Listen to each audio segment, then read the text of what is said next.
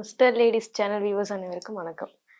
இன்னைக்கு நம்ம என்ன பார்க்க போறோம் அப்படின்னா, வாய் முத்ரா பத்தி பார்க்க போறோம். பொதுவாகவே என்ன சொல்லுவாங்க அப்படின்னா, வாய் முத்ரானாலே வாதம் சம்மந்தப்பட்ட பிரச்சனைக்கு வாய் முத்ரா பண்ணுங்கன்னு சொல்லுவாங்க. ஆனா அப்படி இல்லாம, இப்போ வாதம் உடம்பு தான் என்னோடதுன்னு எப்படி கண்டுபிடிப்பீங்க அப்படின்னு கேட்டிங்கன்னா, எல்லாருமே என்ன சொல்லுவாங்கன்னா, இந்த கேஸ்ட்ரிக் பிரச்சனை இருக்கு, கை கால் வலி இருக்கு, இது மட்டும் தான் வாதம் சொல்லிட்டு சொல்லுவாங்க. ஆனா அது இல்லாம யாருக்கெல்லாம் வாதம் இருக்கும் அப்படின்னா, வாதம் அதிகமா இருந்தா அவங்க என்னென்ன பண்ணுவாங்கன்னு நான் சொல்றேன். ரொம்ப அதிகமா ஃபாஸ்ட்டா பேசுவாங்க, வேகமா நடக்கிறது. இத சொன்ன உடனே உங்க மைண்டுக்கு வர்றது பார்த்தீங்கன்னா, ரஜினி சார் தான். வாதம்னாலே ரஜினி சார் தான் ஃபர்ஸ்ட் எல்லாருமே கொண்டு வந்து நிறுத்துவாங்க. எல்லாமே வேகமா இருக்கும். ஸ்க்ரீன்லயும் வேகமா இருக்கும். அவர் நேரா பார்த்தீங்கனாலும் எல்லாமே வேகமா பண்ணுவாரு. ஸோ வேகமா பேசுறது, வேகமா நடக்கிறது, ஆ ஒரு வார்த்தைக்கு மேல இன்னொரு வார்த்தை விழும். ஒரு வார்த்தைய சொல்லி முடிக்கிறதுக்குள்ளேயே இன்னொரு வார்த்தைய சொல்லுவாங்க. ஏன் இப்படி ஃபாஸ்டா பேசுற அப்படின்னு கேட்பாங்க. அவங்க ஃபேஸ்ல அதிகமான எக்ஸ்பிரஷன் வர்றது. எப்பவுமே ஏதாவது ஒரு விஷயம் நீங்க சாதாரணமா சொன்னீங்கன்னா கூட அதை எக்ஸ்பிரஷனா பண்றது. அவங்க எல்லாருமே வாதத்தன்மையுடையவங்க தான். இன்னும் ரொம்ப ஆழமா போகணும், வாதம் முத்திடுச்சு அப்படின்னா என்ன ஆகும்னா, அவங்களுக்கு தான் நீ பெயின் வந்து ஃபர்ஸ்ட் வரும். வாதம் அதிகமாயிடுச்சுன்னா தான் நீ பெயின் ஸ்டார்ட்டே ஆகும். இன்னொரு விஷயம், இந்த நீ பெயின் இருக்கவங்களா இருக்கட்டும், வாதம் அதிகமா இருக்கிறவங்களா இருக்கட்டும், அடிக்கடி சொல்ற வார்த்தை நான்ற வார்த்தையை யூஸ் பண்ணிட்டே இருப்பாங்க. நான் இருந்தாதான் அந்த வேலை நடக்கும், நான் இல்லைன்னா இந்த வேலை நடக்காது அப்படின்னு யார் அதிகமா அந்த வார்த்தையை சொல்றாங்களோ அவங்க வாதத்துல ரொம்ப உச்சக்கட்டத்துல இருக்காங்கன்னு அர்த்தம். இன்னொரு வார்த்தை என்னன்னா, என்னால இதை மன்னிக்கவே முடியாது, என்னால இதை மறக்கவே முடியாது அப்படி சொல்லிட்டாங்கன்னா அவங்க வாதத்துல பெரிய பிரச்சனையில இருக்காங்க. இன்னைக்கு நம்ம எல்லாரும் பயப்படக்கூடிய ஒரு பெரிய நோய் கேன்சர். கேன்சர் வர்றதுக்கு அடிப்படையான காரணம் இந்த நானும் இன்னொன்னு என்னால மன்னிக்கவே முடியாதுன்றது தான். இது ரெண்டும் அதிகமா உபயோகப்படுத்திட்டே இருந்தீங்கன்னா மனசளவுல உங்களுக்கு கேன்சர் வர்றதுக்கான அதிகமான பெர்சன்டேஜ் இருக்கு. இது வரைக்கும் இன்னும் யாரும் இதை கண்டுபிடிக்கல, யாருக்கிட்டையும் இதை சொல்லவும் இல்லை. யாரெல்லாம் வந்துட்டு ஒரு விஷயத்த சொல்லுவாங்க இல்லையா, அக்செப்ட் பண்ணிக்கோ, அதை மன்னிச்சிரு சொல்லுவாங்க. ஆனா எல்லாருமே வந்து ஒரு என்ன சொல்லுவாங்கன்னா, அக்செப்ட் பண்ணிட்டேன் நானு, அப்படிலாம் ஒன்றும் இல்லை, இதுல இருந்து மூவ் ஆன் ஆயிட்டேனே அப்படி சொல்லுவாங்க. ஆனா அப்படி இல்லை. ஆழ் மனசுல அக்செப்ட் பண்ணாத வரைக்கும் உங்களுக்கு வாதம் அதிகமாயிட்டே இருக்கும். இப்போ வாதம் அதிகமாயிடுச்சுன்னா வாழ்க்கையில எதுலையுமே சந்தோஷம் இருக்காது, ஒரு திருப்தியே இருக்காது. இப்போ வாதம் வாதம் சொல்லல, இதோட இன்னும் ஈஸியா புரியுற மாதிரி சொல்லணும்னா காத்து. காத்து அதிகமா இருந்துச்சுன்னு வச்சுக்கோங்க, வாதம். காத்து இஸ் ஈக்குவல் டு வாதம்னு பிரிச்சுக்கோங்க. நீங்க எதுக்கு வாதம்னு போய் அது ஒரு நோய் ஏன் அப்படின்னு பார்க்கணும் விட்டு, காத்து காத்து அதிகமாயிடுச்சா. இன்னும் இன்னும் நான் ரொம்ப அழகான எக்ஸ்பிளனேஷன் சொல்லணும்னா, அப்படியே ஒரு 80s 70ஸ்க்கு போங்க. அப்ப இருந்த பாட்டு எப்படி இருந்துச்சு, ரொம்ப பொறுமையா இருக்கும். கேட்கறதுக்கே என்னடா ஒரு 4 நிமிஷம் பாட்டு, ஆனா கேட்கறதுக்கு சந்தோஷமா இருக்கும். உள்ளுக்குள்ள ஒரு அந்த அமைதி இருக்கும். ஆனா இப்ப இருக்க பாட்டை கேட்டீங்களா, உங்களால ஒரு 30 செகண்டுக்கு மேல கேட்க முடியாது. அவன் என்ன சொல்றானோ உங்களுக்கு புரியாது அந்த பாட்டுல. லிரிக்ஸ் தேடுறதுக்காட்டி இன்னைக்கு பாதி நேரம் போயிடுது. ஆனா அந்த டைம்ல அப்படி இல்லை. லிரிக்ஸும் ரொம்ப அழகா இருக்கும். எழுதினவங்களுமே காத்தோட தன்மையில தான் இருந்தாங்க, பாடினவங்களும் காத்தோட தன்மையில தான் இருந்தாங்க. அப்போ இன்னமும் நம்ம சொல்றோம் பாருங்க, ஒரு 30 வயசுக்கு அப்புறம் பழைய பாட்டு கேட்க தான் பிடிக்குது அப்படின்னு. ஏன்னா ஒரு குறிப்பிட்ட வயசுக்கு அப்புறம் காத்து கம்மியாகும். காத்து அதிகமா இருக்கிற வரைக்கும் தான் அந்த ஓடுற பாம்பை மிதிக்கிற வயசு அதெல்லாம். 30 வயசுக்கு மேல காத்து கம்மியாக ஆக நோய் கொஞ்சம் கொஞ்சமா அதிகமாகும். அப்போயே பழைய பாட்டு கேட்க ஆரம்பிச்சிருவாங்க. அந்த டைம்ல பாட்டு எப்படி இருந்துச்சு தெரியுமா, அதை போட்டா சூப்பரா இருக்கும் அப்படின்னு கேட்கறதெல்லாம் காத்து தான். நைட்டு தூக்கமே வரல, ஏதோ ஒன்று ஓடிட்டே இருக்குன்னா காத்து அதிகமாயிடுச்சு. காத்து கம்மியாயிடுச்சுன்னா சூப்பரா தூங்கிடுவீங்க, நல்லா தூங்குவீங்க, ஆழ்ந்த தூக்கம் இருக்கும். ஓவர் திங்கிங்கா, காத்து. கம்பாரிசம் சொல்லுவோம் பாருங்க, அவன் எப்படி இருக்கான், நான் எப்படி இருக்கேன், இந்த ட்ரெஸ் எனக்கு பிடிக்கல, அந்த ட்ரெஸ் பிடிக்கல. இன்னைக்கு உலகமே அதான் பண்ணிட்டு இருக்கு. அவனை மாதிரி வரணும், இவனை மாதிரி வரணும். காத்து காத்து கம்மி ஆயிடுச்சுன்னு வச்சுக்கோங்க, நான் ஏன் அவனை மாதிரி வரணும், நானா இருக்கேன், நான் இருக்கிற இடத்துல திருப்தியா இருப்பேன். திருப்திக்கும் அதிருப்திக்கும் இதுதான் வித்தியாசம். காத்து அதிகமா இருந்தா அதிருப்தி, காத்து கம்மியா இருந்தா திருப்தி. அவ்வளவுதான் உங்க லைஃப். காத்தை ஏத்துறதும் இறக்குறதும் எப்பன்னு கத்துக்கோங்க. அதை கத்துக்கிட்டீங்கன்னா ரொம்ப ஈஸி. வெறும் நான் வாய் முத்ராயே சொல்றேன்னா, வாய் முத்ரால காத்து அதிகமா இருந்தா கம்மி பண்றதுதான் வாய் முத்ரா. வாதத்தை குறைக்கக்கூடிய முத்ரா வாய் முத்ரா. இப்ப நான் காத்தை குறைக்கிறேன், காத்தை குறைச்சா என்ன ஆகும், இப்ப நான் பேசுறதுலாம் சைலண்ட் ஆயிடுமா, கம்மியாயிடுமா அப்படின்னா இல்லை. உங்க உடம்புல ஒரு இஷ்யூ வருது இல்லையா, இப்போ நீ பெயினா இருக்கட்டும், அல்சரா இருக்கட்டும், கேஸ்ட்ரிக்ஸா இருக்கட்டும், இந்த நோயை குணப்படுத்த தான் முத்ரா உதவ போதே தவிர உங்களுக்கு இந்த கேரக்டர்ஸை மாத்துறதுக்கோ, நான் இப்படி ஆயிடுவணும், சைலண்ட் ஆயிடுவணும், அந்த மாதிரிலாம் ஆக மாட்டீங்க. நோயை தடுக்கிறதுக்கு ஒரு வகையான ஒரு prevention is better then cure மாதிரி தான். வருமுன் காப்பது நல்லது. இதை குறைச்சிட்டிங்கன்னா 30 வயசுல நீங்க அந்த டவுன் ஆகிறது ஒரு 60 வயசு வரைக்கும் போகும். இன்னைக்கு ஏன் எல்லாரும் சீக்கிரமா செத்து போறாங்கன்னு நினைக்கிறீங்க, காத்து அதிகமா இருக்கு. நம்மளாம் இப்ப சொல்றோமே ஃபாஸ்ட் ஃபுட், ஃபாஸ்டா நடக்கணும் எல்லாமே. ஃபாஸ்டா பிறகுறீங்க, ஃபாஸ்டா வரீங்க, ஃபாஸ்டா இறந்தும் போயிடுறீங்க. வாழ்க்கையை ரொம்ப குறுக்கிட்டே வர்றதுக்கு காரணம் காத்து. நம்ம யூடியூப்ல இப்ப பேசிட்டு இருக்கோம். ஒரு 10 வருஷத்துக்கு முன்னாடி யூடியூப்ல ஒரு வீடியோ போச்சுன்னா 1 hour போனாலும் பொறுமையா உட்காந்து கேட்போம். இன்னைக்கு ஷார்ட்ஸை கூட நம்மளால பொறுமையா உட்காந்து கேட்க முடியல. 30 செகண்ட் ஷார்ட்ஸை நம்மளால கேட்க முடியாது. 15 செகண்ட் சுருக்குங்க சுருக்குங்க. நாங்க கண்டென்ட்டுக்கு எங்க போவாங்க? 15 செகண்ட்ல என்ன பேசிடுவீங்க, என்னத்த சொல்லிடுவீங்க? எதையுமே பண்ண முடியாது. ஸோ அவ்வளோ தூரம் காற்று அதிகமாயிடுச்சு. உலகம் அவ்வளோ சீக்கிரமா போய்கிட்டு இருக்கு. நம்மளாம் சொல்லுவோம்ல, சீக்கிரமா போயிட்டு இருக்க உலகத்துல ஃபாஸ்டா ஓடு. ஃபாஸ்டா ஓடுற வரைக்கும் எதையுமே உங்களால திருப்தியா வாழ முடியாது. ஸோ இப்போ இப்போ அப்படியே முத்ராக்கு வருவோம். நான் ஏன் அதை குறைக்கணும்னு சொன்னேன்ட்டு, ஒரு பிரச்சனை வருது, அதை தீக்கிறதுக்காக குறைக்க போறீங்க. அது எப்படி பண்றதுன்றதை நான் பண்ணி காட்டுறேன். இப்போ குறைச்சா என்ன ஆகும் அப்படின்னா, வாதம் போய் தேங்குற இடம்லாம் காத்து போய் தேங்குதுன்னு அர்த்தம். நான் திடீர்னு உப்பிட்டே போறேன், காரணமே தெரியல அப்படின்னா காத்து உப்பை அப்படியே குறைச்சி உங்க பெயின் எல்லாம் கம்மி பண்ணி, இதுக்கு இன்னொரு பேர் வந்து பாத்தீங்கன்னா பெயின் கில்லர்னு சொல்லுவாங்க. தலை வலிக்குதா வாய் முத்ரா பண்ணலாம், வயிறு வலிக்குதா வாய் முத்ரா பண்ணலாம். இதுக்கு ரூல்ஸ் ரெகுலேஷன்ஸ்னு எதுவுமே கிடையாது. இத்தனை நிமிஷம் பண்ணணுமா, அது எதுவுமே கிடையாது. பொறுமையா நீங்க எத்தனை நிமிஷம் வேணா பண்ணலாம். அதிகப்படியா 24 நிமிஷம் பண்ணலாம். ஒரு நாளைக்கு எத்தனை தடவை வேணா பண்ணலாம். நடந்துட்டே பண்ணலாம், உட்காந்துட்டு பண்ணலாம், படுத்துட்டு பண்ணலாம், சாப்பிடும் போது பண்ணலாம், டிரைவிங்ல பண்ணலாம், எப்படி வேணா பண்ணலாம். இது பண்ணா என்ன ஆகும் அப்படின்னா, நான் முன்னாடியே சொன்ன மாதிரி கேஸ்ட்ரிக்ஸா இருக்கட்டும், அல்சரா இருக்கட்டும், புளிச்ச ஏப்பம், எரிச்சல் வருது, அப்படியே இங்க நெஞ்சரிச்சல் மாதிரி வருது, இது எல்லாமே உங்களோட வாதத்தோட பிரச்சனை மட்டும்தான். இப்ப நான் ஒரு வார்த்தை சொன்னேன், புளிப்பு தன்மை அதிகமாயிடுச்சுன்னா தான் கேஸ்ட்ரிக்ஸ் வரும்ட்டு. புளிப்புனா என்னன்னா, அப்படியே கூட்டிட்டு போய் எது கூட சேர்ப்பாங்கன்னா கர்ப்பம். வாதமும் காத்து ரிலேட்டடா அதிகமாயிடுச்சுன்னா அவங்க ரொம்ப கர்வமா இருப்பாங்க. கர்வமான விஷயங்களை மட்டும்தான் செய்வாங்க. அப்ப கர்வம் வந்தாதான் நான்ற வார்த்தையே வரும். நம்ம தமிழ்ல இன்னொரு வார்த்தை இருக்கு, பிடிவாதம் பிடிக்குதுப்பா அந்த குழந்தைன்னு. வார்த்தையை பிடிங்களேன், பிடிவாதம். வாதம் அதிகமாச்சுன்னா தான் அந்த குழந்தை பிடிவாதமே பிடிக்கும். ஸோ இது வந்து டிஃப்ரென்ஸ் பண்றதே நம்மளோட தமிழ் வார்த்தைகள்ல ரொம்ப அழகா சொல்லியிருக்காங்க. இப்போ இந்த வாய் முத்ரா நான் பண்றேன், இதனால பெனிஃபிட்ஸ் எல்லாம் எனக்கு மனசு ரீதியா இதெல்லாம் கம்மியாக போகுது, உடம்பு ரீதியா இதெல்லாம் கம்மியாக போகுது. இப்ப யாரு பண்ணக்கூடாதுன்னு இருக்குல்ல, இவ்வளவு இருக்குது நான் பண்றதை சொல்லிட்டேன், இப்ப பண்ணக்கூடாதுன்னு ஒருத்தங்க இருப்பாங்கல்ல, அவங்க வந்து நிப்பாங்க, நான் ஏன் அதை பண்ணக்கூடாதுன்னு.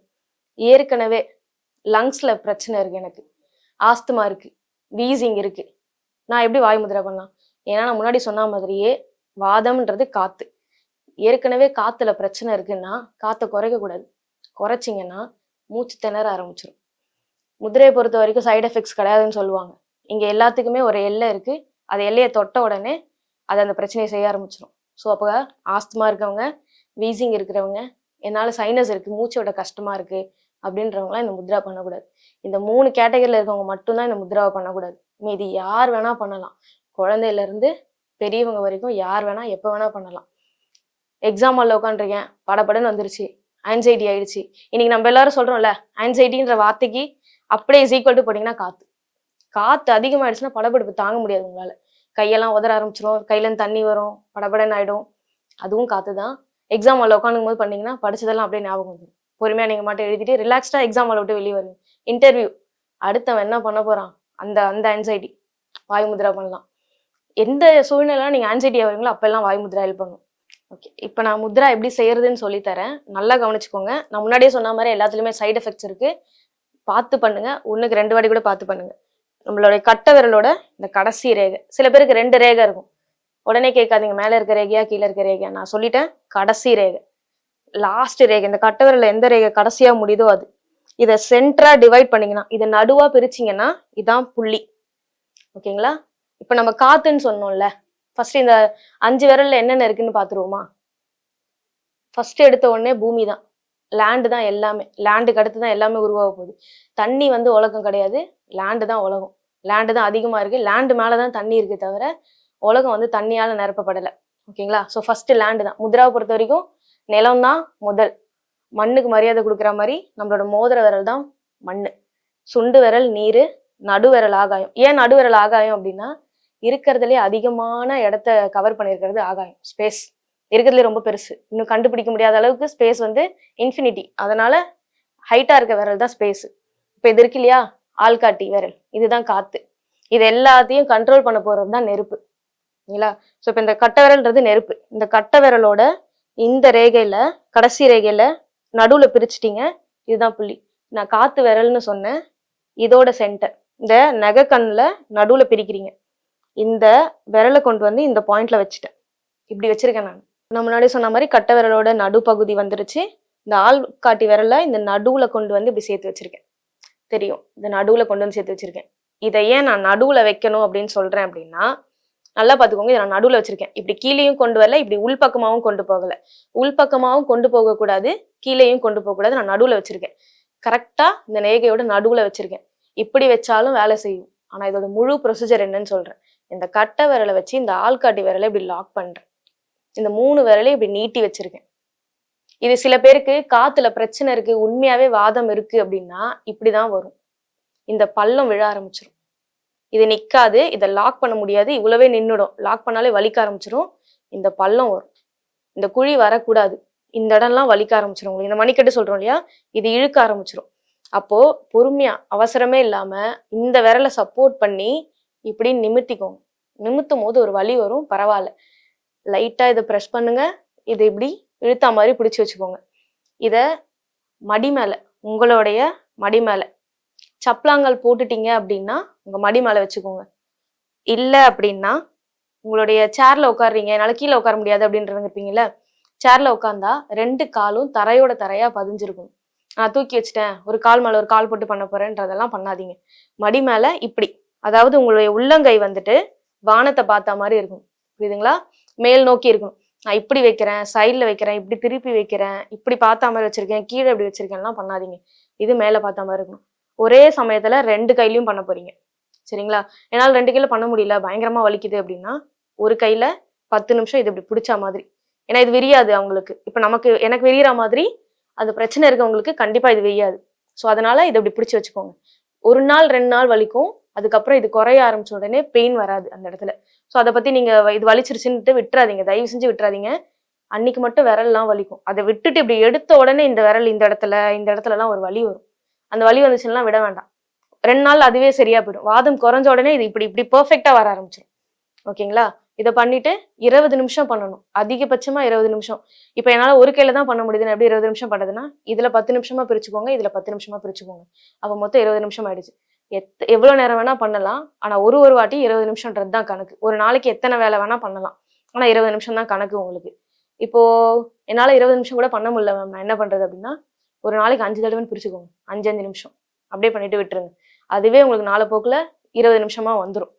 ஸோ இப்போ இதை பண்ண உடனே யாருக்காச்சும் மூச்சு திணறல் இருக்கு, எனக்கு தெரியாது, இதுக்கு முன்னாடி நான் ஆஸ்துமான்னு எனக்கு இருந்தது இல்லை, மூச்சு திணறும்னு எனக்கு தெரியாது அப்படின்னா, இதை பண்ணதுக்கு அப்புறம் ஒருவேளை மூச்சு திணறுச்சுன்னா சேஃப்டி மெத்தட்னு ஒண்ணு இருக்கு இல்லையா, நான் அதையும் சேர்த்தே சொல்லித்தரேன். காத்து விரல் தான் இது, காத்தை குறைக்கக்கூடிய விரல். கரெக்டுங்களா? இது காத்தை குறைக்கக்கூடிய விரல். இப்ப காத்து ரொம்ப குறைஞ்சிருச்சு அப்படின்னா ஒரு மூச்சு திணறல் வரப்போகுது. அது வந்ததுனால திரும்ப இந்த காத்தை நான் சமன்படுத்தினா அந்த பிரச்சனை எனக்கு சரியா போகுதுன்னு அர்த்தம் இல்லையா? அப்ப என்ன பண்ண போறீங்கன்னா, இருக்கிறதுலயே இன்னைக்கு எல்லாரும் ரொம்ப ஈஸியா வச்சுட்டு உட்காருறாங்க. எது சொன்னாலும் சின்முத்ரால உட்காருங்க சொல்லுவாங்க. மெடிடேஷன் பண்றீங்களா? சின்முத்ரால உட்காருங்க. யோகா பண்றீங்களா? சின்முத்ரால உட்காருங்க. சாமி கும்பிடுறீங்களா? அங்க போய் கோவில சின்முத்ரால உட்காருங்கன்னு சொல்றாங்கல்ல. இருக்கிறதுலே கஷ்டமான முத்ரா சின்முத்ரா. அதை பண்ணிட்டீங்கன்னா உண்மையாவே உலகத்துல நீங்க எங்கேயோ போய் உங்களுடைய எல்லா விஷயமும் ரொம்ப சூப்பரா அழகா நடக்க ஆரம்பிச்சிடும். இந்த சின்முத்ரா எப்படின்னா, உங்களுடைய ஆள்காட்டி விரல் இருக்கியா, முன்னாடி சொன்ன மாதிரி அந்த நடுப்பகுதி, இந்த நடுப்பகுதியும் இந்த கட்டை விரலோட நடுப்பகுதியும் ஒரு சேர இப்படி இருக்கணும்.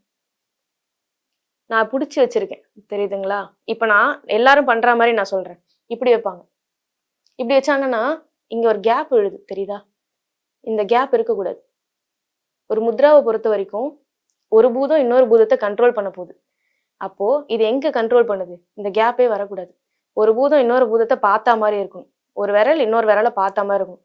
அப்போ இந்த கட்டை விரலை லைட்டா இப்படி திருப்பி இப்படி நேராக்குவீங்க. இதுதான் சின்முத்ரா. இன்னும் எக்ஸாக்டாப்பா எனக்கே சின்முத்ரா உங்களுக்கே கரெக்டா இல்லை அப்படின்னா, நீங்க கோவில் சிலைகள்ல பாத்தீங்கன்னா வெளியே 2 துவாரபாலகர் இருப்பாங்கல்ல, போய் ஒரு வாட்டி அந்த சிலையை பார்த்துட்டு வாங்க. இல்ல அடுத்த வாட்டி கோவில் போகும்போதும் அந்த சிலையை போய் பாருங்க. அந்த எல்லா துவாரபாலர்களும் இந்த சின்முத்ரால இருப்பாங்க. ஏன் அப்படின்னா, இது காத்து இல்லையா, காத்தை கண்ட்ரோல் பண்ணி எதுக்குள்ள போறாங்க? கருவறைக்குள்ள போறாங்க. தெய்வத்தோட மாறதுக்காக, கருவறைக்குள்ள போறதுக்காக இந்த சின்முத்ரா வச்சுட்டு துவாரபாலர்கள் வெளியே இருப்பாங்க. அதை இன்னும் பெர்ஃபெக்ஷன் அந்த சிலையில தான் பார்க்க முடியும் உங்களால. ஸோ இது பேலன்சிங் முத்ரா. இது பேர் எனக்கு என்னன்னே தெரியாது முத்ரா, இனிமேல் நான் பார்த்து பண்ணிட்டேன், அதனால எனக்கு ஒரு பிரச்சனை வந்துருச்சு அப்படின்னா, அது எந்த முத்ராவா வேணா இருக்கட்டும், நீங்க சின்முத்ரா வச்சீங்கன்னா பேலன்ஸ் ஆயிடும். தப்பா பண்ணிட்டேன், எனக்கு அதனால ஒரு பிரச்சனை வந்துருச்சு அப்படின்னாலும் சின்முத்ரா வச்சீங்கன்னா பேலன்ஸ் ஆயிடும். இது மட்டும்தான் ஒரே முத்ரா பேலன்சிங் முத்ரா. நான் என்ன தப்பு பண்ணிட்டாலும் அதை சரி பண்ணக்கூடிய ஒரே முத்ரா இதுதான். ஸோ பேலன்ஸ் பண்ற முத்ரா சொல்லி கொடுத்துரும். இப்போ இதுக்கு முன்னாடி நம்ம எதுக்காக வாய் முத்ரா பண்ணணும்னு பார்த்தோம் இல்லையா? இப்போ அதோட பெனிஃபிட்ஸ் எல்லாம் என்னன்னு சொல்றேன். வாய் முத்ரா பண்ணா என்னென்ன பெனிஃபிட்ஸ் வரும் அப்படின்னா, நீ பெயின், அல்சர், கேஸ்ட்ரிஸ், புளிச்ச ஏப்பம், நெஞ்செரிச்சல், படுத்தா மட்டும் எனக்கு இங்க இருந்து ஏதோ ஒன்று வருது அப்படின்னு சொல்றது. இன்னும் ஸ்பெசிஃபிக்கா நீங்க இப்போ கவனிச்சீங்கன்னா, கரெக்டா த்ரோட்டோட இந்த சென்டர், இந்த பள்ளம் இருக்கு இல்லையா, இந்த இடத்துல மட்டும் முழுங்கும் போது ஒரு மாதிரி இருக்கு மேம். ஏதோ ஒண்ணு அங்க இருக்கு. இந்த வார்த்தையை நோட் பண்ணிக்கோங்க.